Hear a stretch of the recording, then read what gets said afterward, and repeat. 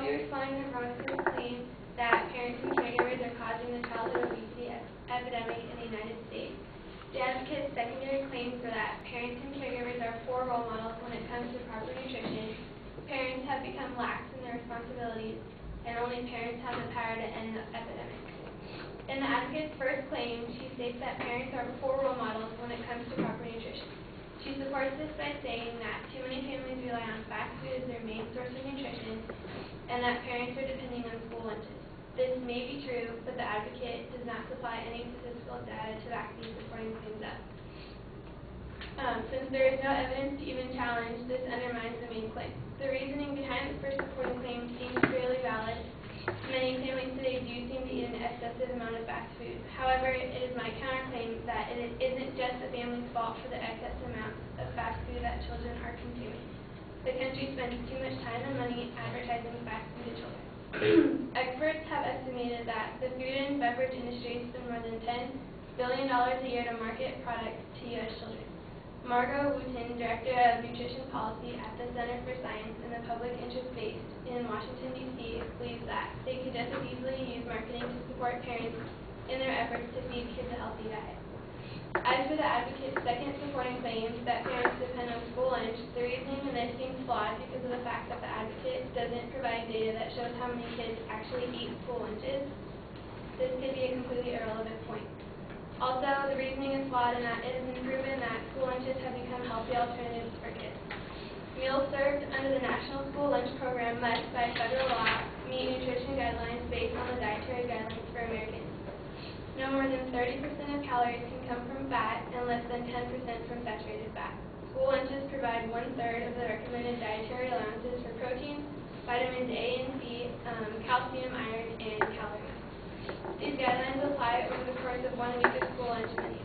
Research by Dr. Alex Rainville of Eastern Michigan University concluded that students who eat school lunches consume less calories from fat than students who bring lunch from home.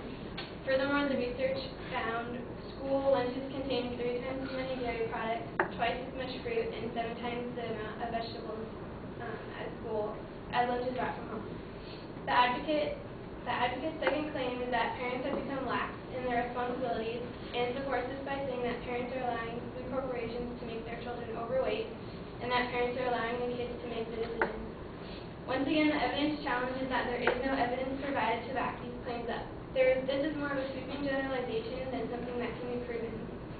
The reasoning is fairly valid, but the question is raised as to what food corporations the advocate is implying is making the children obese.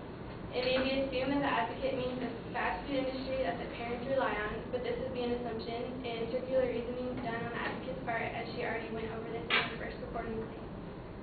It is my second claim that it is also a flaw in society that allows children to become obese. Jeffrey Levi, the Executive Director of Trust for Americans' Health, states that we have also created a physical environment that reinforces a less active lifestyle, and we have not compensated for this in the level of physical activity we promote.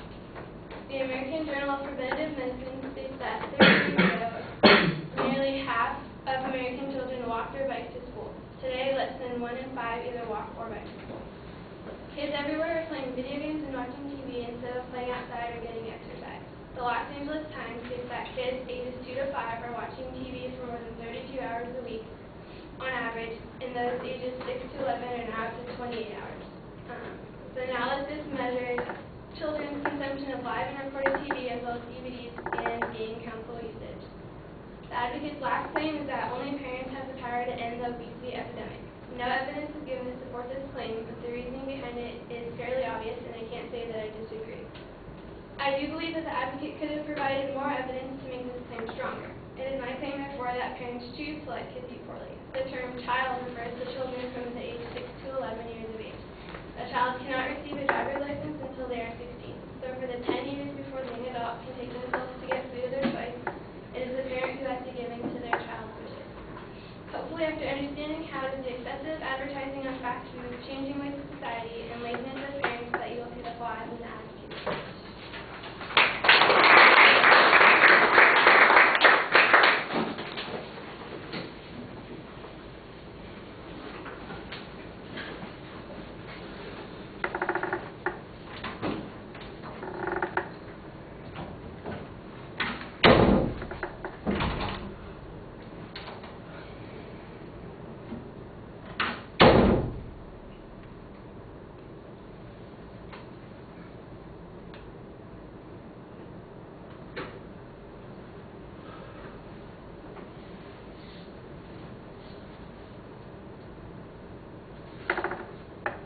All right, the signposting is clear. On each of the points you suggest there's a challenge on the lack of evidence on some of those points.